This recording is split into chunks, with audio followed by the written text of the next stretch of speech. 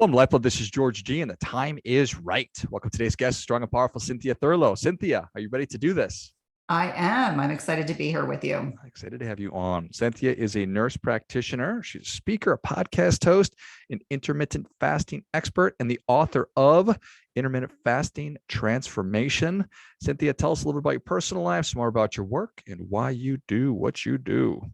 Yeah, well, I'm a traditionally trained allopathic nurse practitioner. I started in the ER in Baltimore, and it was a natural gravitation as an NP. I worked for 16 years in cardiology, so I'm a bit of an adrenaline junkie.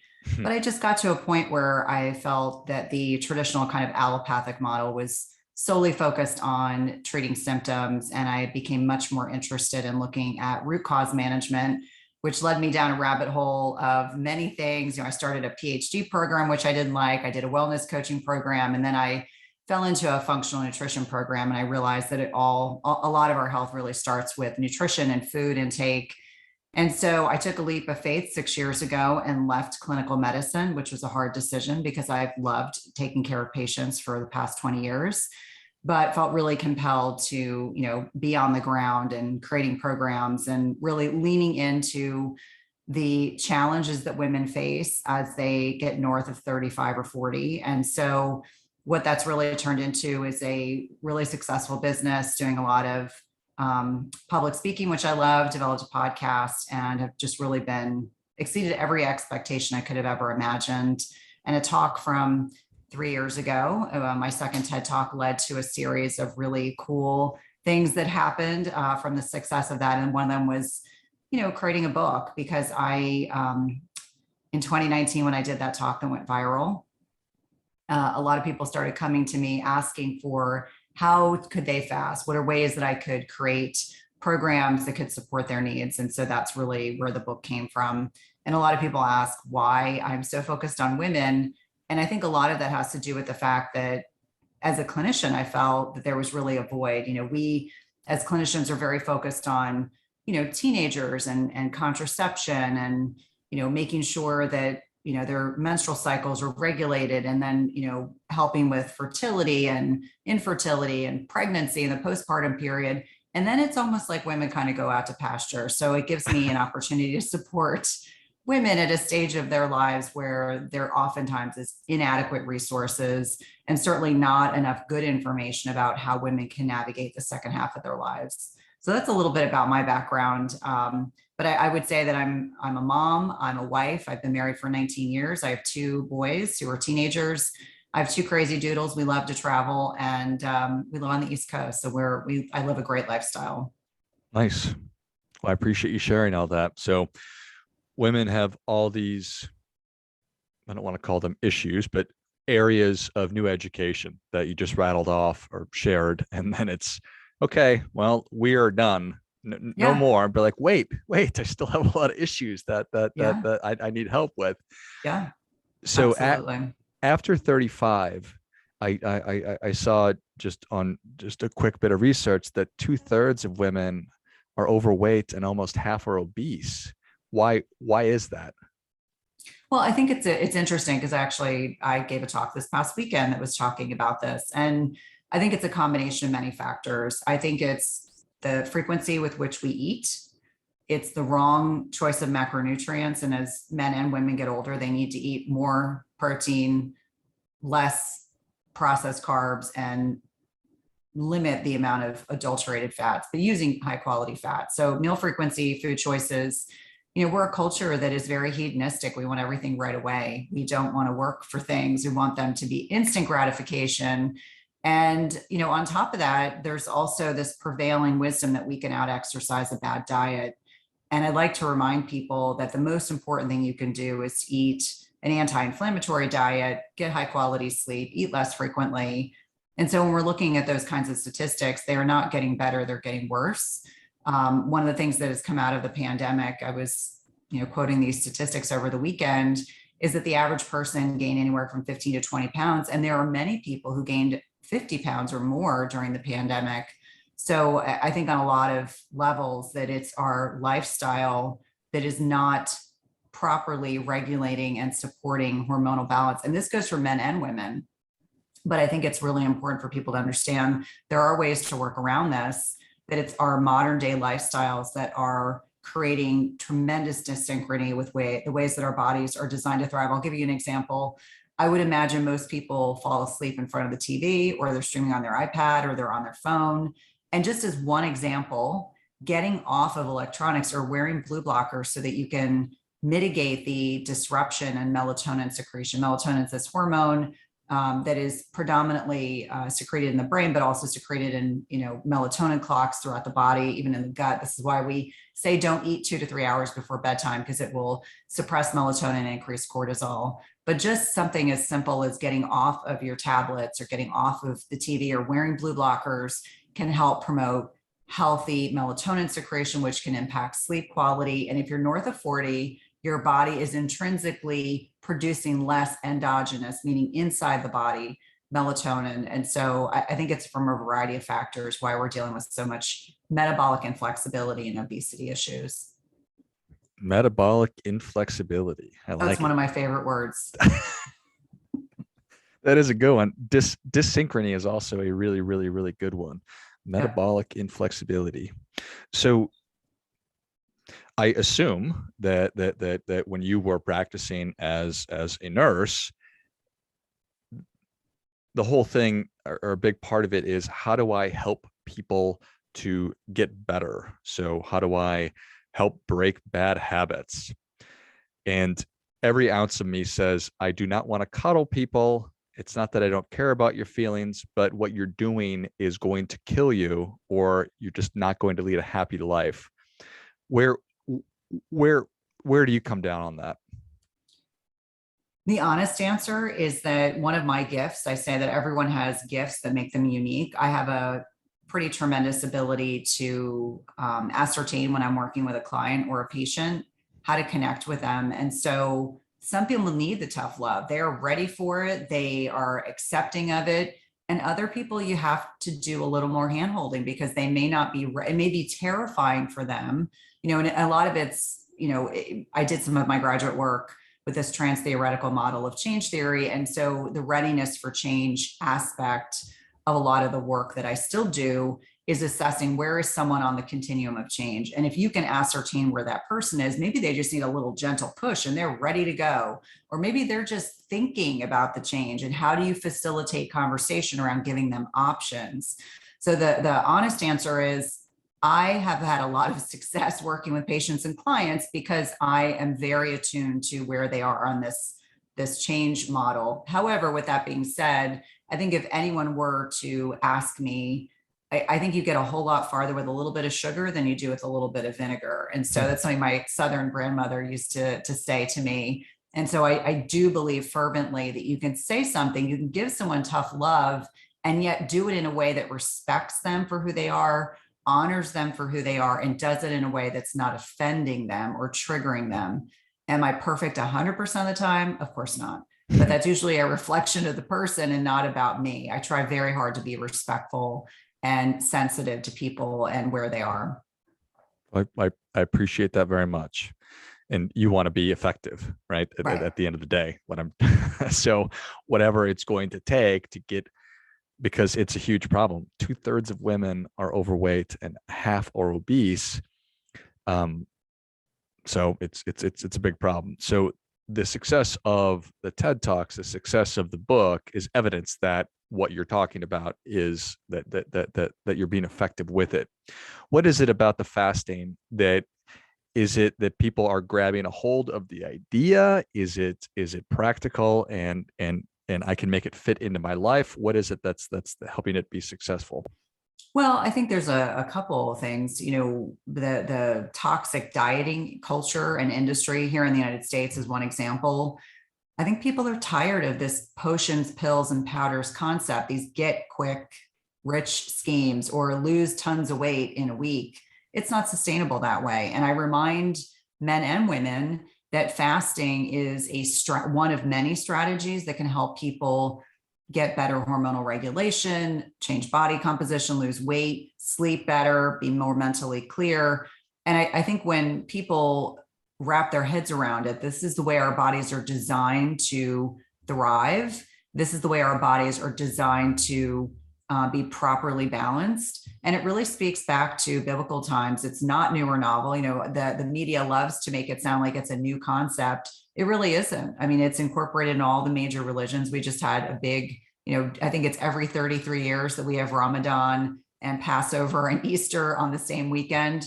And so I just like to remind people that it's a strategy that's sustainable, that people can do for the most of their adult lifetime. Obviously, there are always exceptions, but it's also something that doesn't require a gimmick. It doesn't require buying a powder you have to carry around, or, little meal containers. All of a sudden people have food freedom. They can get up in the morning, have their coffee, have their tea, and go about their day. And then, maybe in the middle of the day, I'm going to break my fast. It just makes things less complicated. And I'm all about being efficient and concise. And so fasting for many, many people is really aligned with, how is my body designed to thrive? I don't just want to survive, I want to thrive. And this is a way to do it. How many different kinds of fasting are there? Well, I mean, from a perspective of just intermittent fasting, there are lots of different windows. I think that's what you're alluding to. You could have a 16 hours fast with an 8-hour feeding window. You can have a 24-hour fast. You can have OMAD, which is 1 meal a day. You can have a 5-2, and a 5-2 can be done different ways. 5 days of normal eating and then 2 days of 24-hour fast. A 5-2 can also be 5 days of normal eating and 2 days with a sub-caloric intake of 600 calories if you're a male, 500 if you're a female. And then there's obviously there's tons of variations. And then there's prolonged fasting. Some people want to fast for 48 hours or 72 hours, or, long water fasts or dry fasting. There's a lot of different modalities, but I generally encourage people when they're new to the concept to deal with intermittent fasting, which tends to be a little bit easier for people to integrate into their lifestyles. And what is the gateway window? Well, I think it's whatever you start with. So I always advocate that people start, if we're going to rip off the Band-Aid. So this is the Band-Aid. You stop snacking, which is going to force you to restructure your meals, focus on animal-based protein, the right types of fats, and then, carbohydrates generally from non-starchy vegetables, low glycemic berries. And if you're getting the combination of foods properly together, for breakfast, lunch, and dinner, you're not going to be hungry in between. So it gets rid of this need for snacking. The next step is going from dinner to breakfast without eating. Many, many Americans, in fact, I would garner to believe, based on the research that I've done, in excess of 50% of Americans eat after dinner. They eat their dinner and then they're snacking and sugary beverages, and maybe they're having alcohol.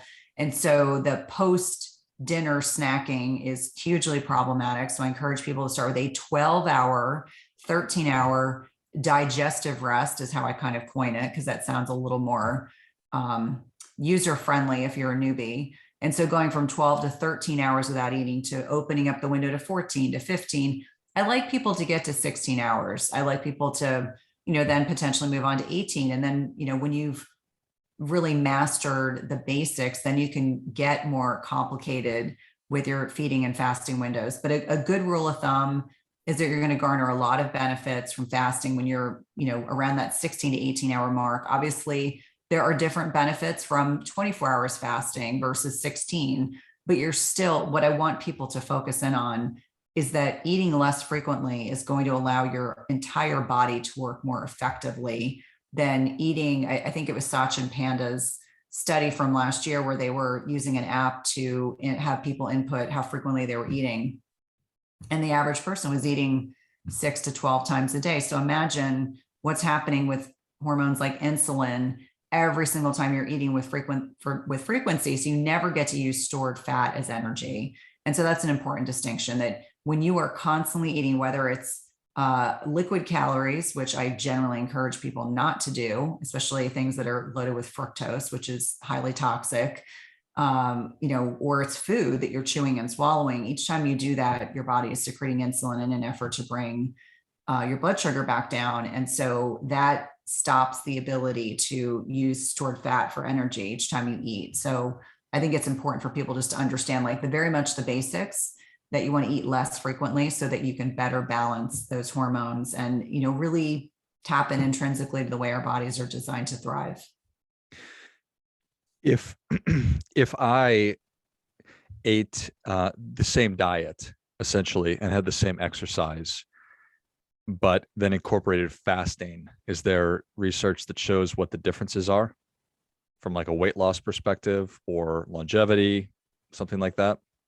Well, I think you have to, there's obviously different metrics. If you're looking to change body composition, we know if we look at it, there are 8-week studies comparing men and women. Men, because they have less body fat, they have more muscle mass, they will lose weight more quickly, change body composition a bit more quickly than women who have intrinsically more body fat just by nature. If you're still getting a menstrual cycle, there's also times in your cycle when you should not fast. And so women take a little bit longer to change body composition. When we're looking at longevity models, most of those are done on animals.